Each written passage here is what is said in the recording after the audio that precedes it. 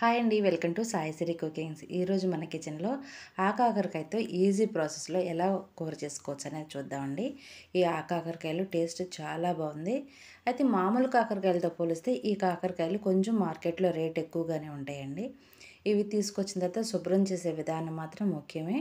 కొంచెం గోరువెచ్చటి నీళ్ళలో ఇలా సాల్టు పసుపు వేసి ఆ నీళ్ళలో ఈ ఆకాకరకాయలు వేసి 1-2 సార్లు కడిగేసి కడిగేస్తే ఆ లోపల ఉన్న ఈ బొడిపిల్లాగా ఉన్నటువంటి మధ్యలో కూడా దుమ్ము వెళ్ళిపోయే అవకాశం ఉంటుంది కాబట్టి 2-3 సార్లు కడిగితే ఇలా ఉప్పుతో కడుగుతాం వల్ల నీట్గా ఉంటుందండి. లోపల ఉన్నటువంటి డస్ట్ పార్టికల్స్ ఏమైనా ఉన్నా కూడా నీట్గా వచ్చేస్తాయి అన్నమాట. ఇట్లా 1-2 సార్లు తర్వాత మళ్ళీ మామూలు నీళ్ళతో కడిగితే చాలు. వేడి నీళ్ళు అనే కాకపోయినా గోరువెచ్చటి నీళ్ళల్లో కడిగినా సరిపోతుంది. ఇవి కడిగేసిన తర్వాత ముందు ఉన్నటువంటి బొడుపులు కాడలు కట్ చేసి ఇలా సన్నని ముక్కలు కట్ చేసుకుంటే సరిపోతుందండి. వీటిని రౌండ్గా కూడా కట్ చేసుకోవచ్చు, మన ఇంట్రెస్ట్ అనమాట. ఇవి లేతగా ఉన్నాయి, ఇదిగోండి కొన్ని మాత్రమే ఇలా గింజ కట్టినాయి. మీకు ఇష్టం లేదు అనుకుంటే గింజలను కూడా తీసేసుకోవచ్చు. వీటిని వండే విధానం ఇప్పుడు చూద్దాం. వీటికి ఒక ఉల్లిపాయని నేను ఇలా సన్నగా కట్ చేసి పక్కన పెట్టుకున్నానండి.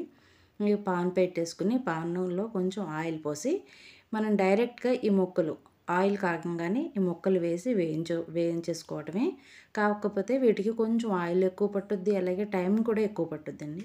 అప్పుడప్పుడు మధ్య మధ్యలో కదుపుతూ తిప్పుతూ ఉంటే ముక్కలు అనేవి మాడిపోకుండా ఈవెన్గా వేగుతాయి అన్నమాట. ఇవి మంచి కలర్ రావాలంటే ఖచ్చితంగా కొంతసేపటి తర్వాత నుంచి మనం ఇంకా సిమ్లో పెట్టుకుని అప్పుడప్పుడు కదుపుకుంటూ ఉండాలి.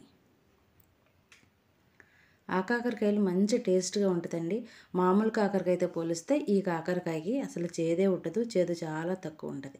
ఇప్పుడు కొంచెం సాల్ట్తో పాటుగానే పసుపు కూడా వేసి ఒక్కసారి ముక్కలన్నిటికీ పట్టేలాగా అటు ఇటు తిప్పేసుకుని ఒక 5 నిమిషాలకు ఒకసారి 10 నిమిషాలకు ఒకసారి తిప్పుకుంటూ ఉంటే ముక్కలు అనేవి మాడిపోకుండా ఉంటాయి. అలాగే అన్నీ కూడా చక్కగా ఈవెన్గా వేగుతాయి అన్నమాట. ఒక మూత అనేది పెట్టేసుకుంటే ఒకసారి సరిపోతుందండి. వీటికి అధికంగా ఇంకా టేస్ట్ కావాలంటే ఇలా కొన్ని వెల్లుల్లిపాయలు, జీలకర్ర, ఇంకా ధనియాలు 1 స్పూను, జీలకర్ర 1/2 స్పూను, వెల్లుల్లిపాయలు మాత్రం 5-8 రెబ్బలు ఇలా వేసుకుని మిక్సీ పట్టేసుకుంటే సరిపోతుంది. ఈ మిక్సీ పట్టిన దాంట్లోనే కొంచెం మనం టేస్ట్కి సరిపడా కారం వేసి ఇలా మరీ మెత్తగా అక్కర్లేదండి, ఇలా పొడి పొడిగా ఉంటే సరిపోతుంది.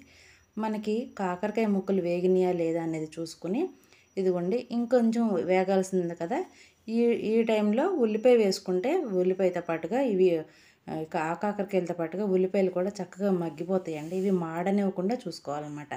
అందుకని ఉల్లిపాయని సగం వేగిపోయిన ఆ కాకరకాయలో వేసాము. ఇప్పుడు కాకరకాయతో పాటు ఇవి కూడా మెల్ట్ అయిపోయి చక్కని టేస్ట్ ఉంటుందండి. ఉల్లిపాయ వద్దు అనుకుంటే తీసేసుకోవచ్చు కూడా, వేయకోకుండా ఉండొచ్చు. ఈ టైంలో కరివేపాకు వేసామంటే మంచి ఫ్లేవర్ వస్తుంది. కరివేపాకుతో వేగితే ఇవి ఇంకొంచెం క్రిస్పీగాను మంచి టేస్టీగా కూడా ఉంటాయండి. ఇవి వేగిపోయినాయి. ఇప్పుడు కారం వేసుకుందాం. ధనియాలు, జీలకర్ర, ఎండుమిరపకాయలు, వెల్లుల్లిపాయలు వేసాం కదా, ఇవి ముక్కలకి పట్టేలాగా కాసేపు అటు ఇటు తిప్పేసి ఒక 5 నిమిషాలు మనం సిమ్లో పెట్టామంటే ఫ్లేమ్ని చాలు. ధనియాలు, జీలకర్ర వేయించి కూడా మనం ఇట్లా పొడి చేసుకుని కూడా వేసుకోవచ్చు. నేను వేయించలేదు కాబట్టి మరొకసారి కరివేపాకు వేసి ఒక 5 నిమిషాలు మగ్గనిస్తున్నాను అనమాట. ఇవి పొడి పొడిగా వచ్చినాయంటే మనకి ఆ కాకరకాయ కూర రెడీ అయిపోయినట్లేనండి. ఇది సాంబార్తో కానీ, పచ్చడితో కానీ, లేదంటే పప్పుతో కానీ కాంబినేషన్ అనమాట. నంచుకుని తింటే చాలా బాగుంటుంది. ఇది బాగా ఇష్టం ఉన్నవాళ్ళు ఉత్తిది కూడా తినేస్తూ ఉంటారండి. మన కర్రీ అయితే రెడీ అయిపోయింది. సాల్ట్ చూసుకుని మనం వేరే గిన్నెలోకి తీసుకుంటే సరిపోతుంది. ఇదండి ఈ ఆకాకరకాయ వండే విధానం. వీడియో ఎలా ఉందో ఒక చిన్న కామెంట్ ద్వారా తెలియపరచండి. మీరైతే ఒకసారి ట్రై చేసి చూడండి. అసలు ఏమాత్రం చేదు అనేదే ఉండదు. ఇది ఆకాకరకాయ అని కూడా తెలియదు అనమాట.